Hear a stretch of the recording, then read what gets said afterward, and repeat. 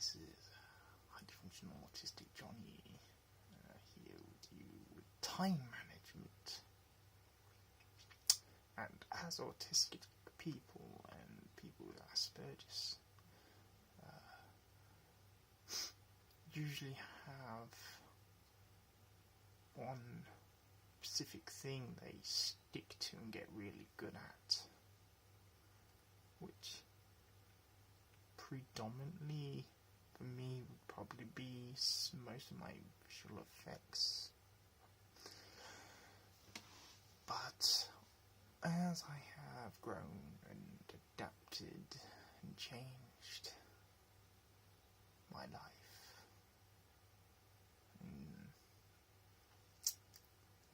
it's starting off with visual effects, and then to get better at visual effects you have to learn I did this to film 3D animation tech, so we divided into 10 different groups, so science, technology, film production, camera, creature creation, Maya, and then Maya divides into creature creation divides into at least five programs to try and learn professionally as a Maya operator. So you'd have Maya, 3D Max, ZBrush, Mudbox, and then you tailor it to use. So some people would use Mudbox for maps, generating landscapes or bump maps, and others would use it for sculpting creatures, but primarily I use Maya and ZBrush cross-platform.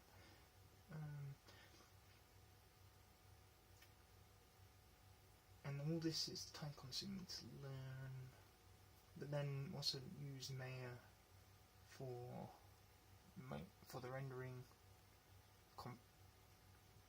out for the compositing, and then on top of that is Nuke and After Effects for compositing. But then for creature creation, because I learned the intermediates to advanced, but then at uni now I'm trying to learn the other stuff in my own time, which is anatomy, form, function, which is taken from the real world. So on top of that, I could learn a few anatomy books. The muscles of the face and the bone structure.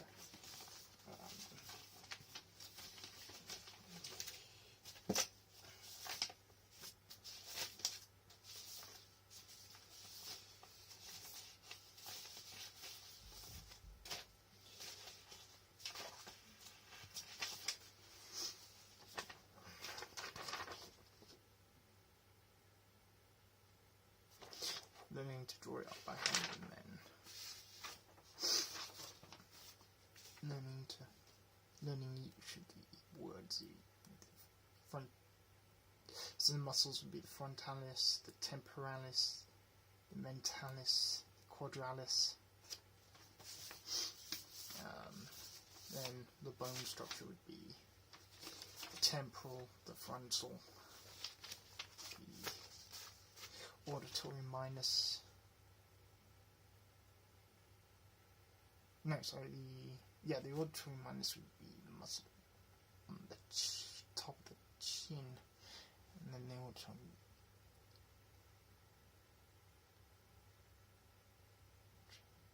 minus auditory.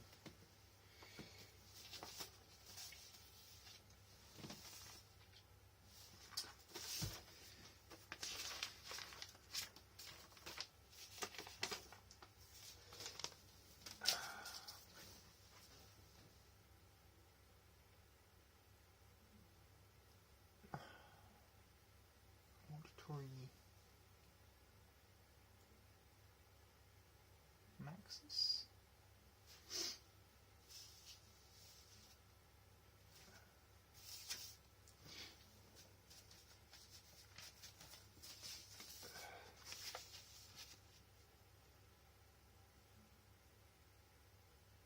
Oh, Zygon Major and Zygon Minor.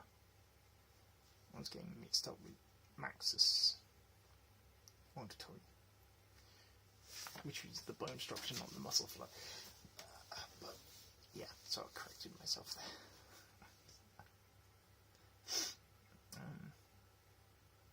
And then learning how the muscles move, so you can animate creatures with realistic facial expressions and bodily movements.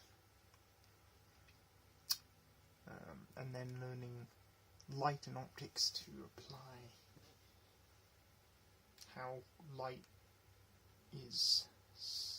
acts to skin with subsurface scanning, subdermal and epidermal layers of the skin, subdermal being the blood and veins, and the epidermal being the reflection of the skin, refraction and a reflection.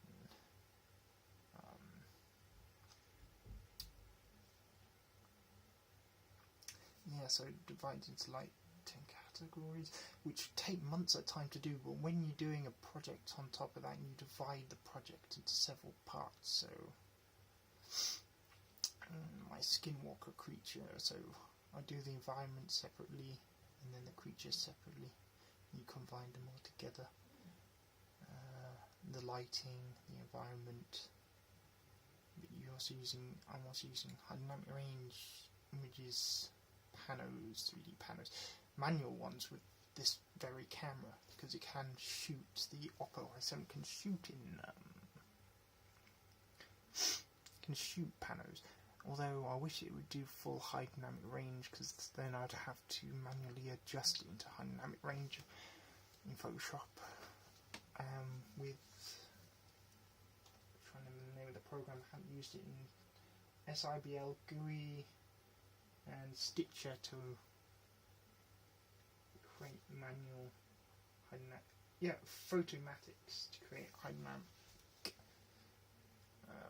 images. It's good, still good for image-based lighting though. So yeah, taking a lot of stuff in the real world.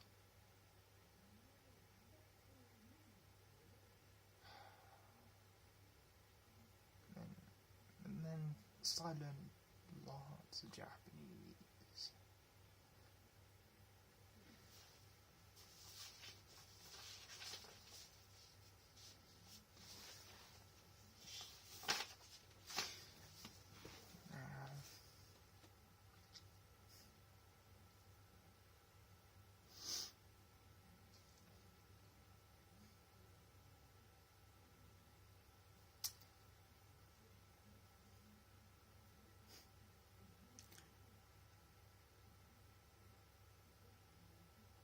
Japanese tickets just as long to do with my visual effects.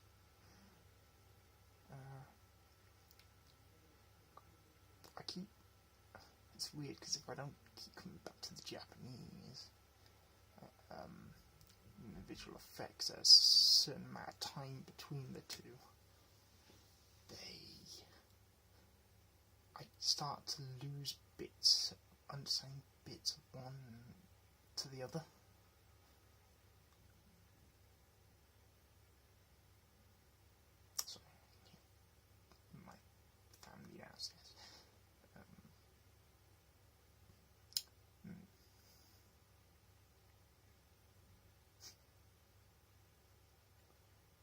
I really want to finish my projects at the same time. And it can get time consuming, but the longer I do it, work on one thing, the more I get done. But at the same time I want to be proficient and bring in knowledge, my understanding of creating the same thing sufficiently again, or similar thing, and apply it to other stuff. And that would be on a very professional standard. And that's basically the goal, to get that standard.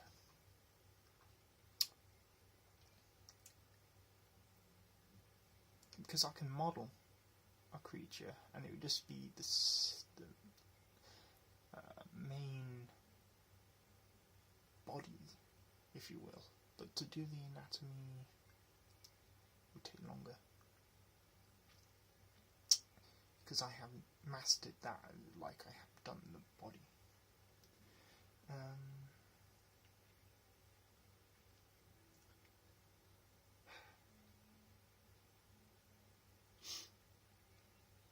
then the science, technology and film production side.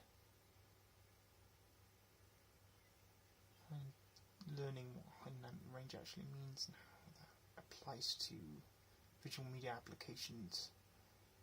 Anyone you can think of, from your standard iPhone to IMAX 8K to 11K, IMAX 4K, 6K, 8K.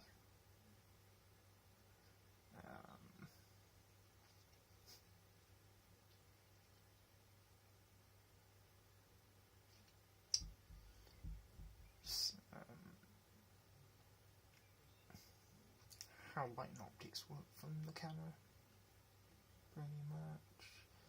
How different files are made to be composited for visual effects. High-end VFX. But they all accumulate the information, and then I would remember some of it, and then I would need like several weeks to learn it all, or more, or longer. But I have to be proficient and stick with that bit to get, and then come back to it for several months to see how much I could remember from that in a sufficient amount of time. Like a test.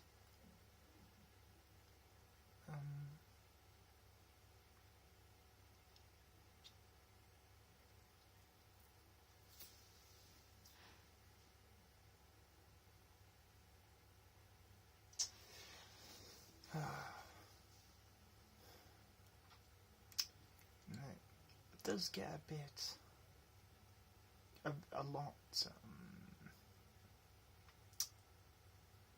dread sort of plays on your mind after a while, because you do, depends on your environment, that you can keep the motivation up. Because at one point I was having no more than 2 hours of sleep or 3 hours of sleep a night for months on end and getting shit done. Waking up at 5 AM, 4:30 AM, 3 AM,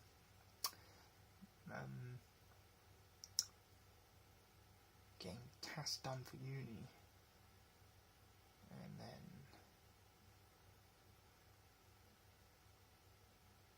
you sort of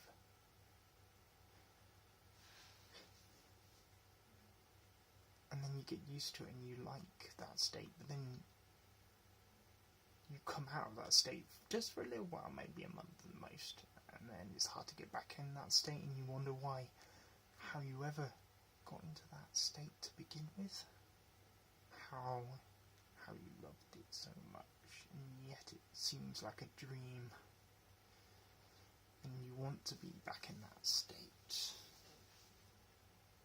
It's like when people work out and they get the motivation to get up and work, and it's the same kind of adrenaline,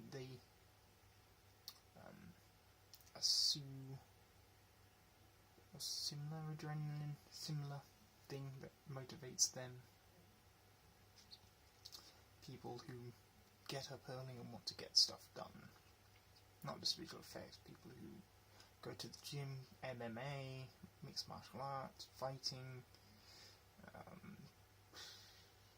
mechanics, military, you name it, it's the same motivation. But in my second video, because I'm going over 15 minutes now. I'll explain chaos out of order. And the disruptions of which caused me to lose the ability to be as sufficient as I was before.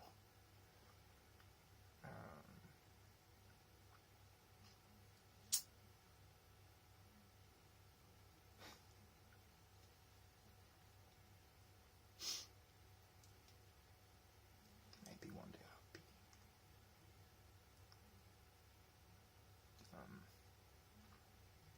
sufficient again.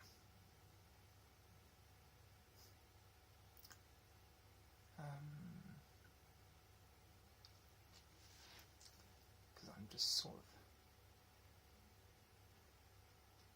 I am getting stuff done, but I'm not as efficiently as I was. And I'm not... Maybe I switched between the two too much, Japanese and visual effects and anatomy, and then tried to combine them, and then always looking for that new motion, like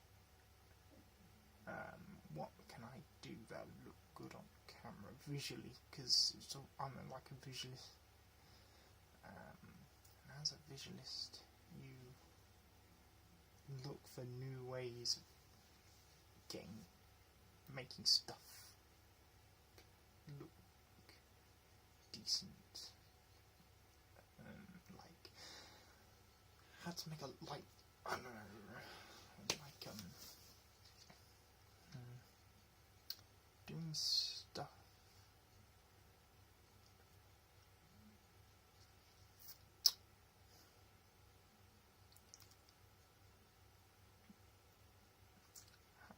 But how to be really good, not just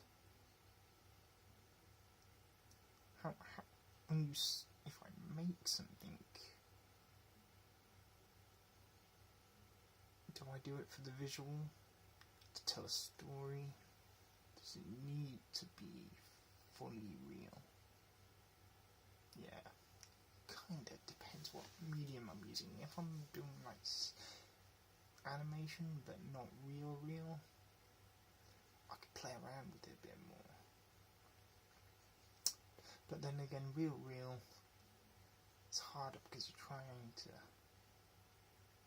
fool people, and it's not an easy thing to do. A lot of people got fooled by the Leia in Star Wars, in Rogue One. They didn't get fooled by it. She was good in some scenes and not good in others. And what was that other guy? That bad guy. Yeah, they complained about him.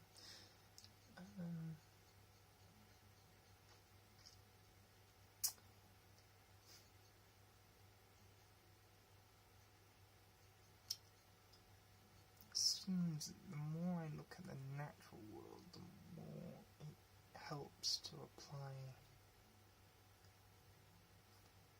to my visual effects in a way, which is strange. Because in visual effects they apply all sorts of people. They apply physicists and people that actually work with anatomy, and not just computer people. It's really strange,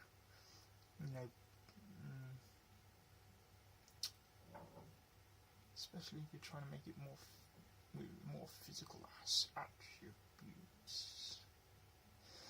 Alright.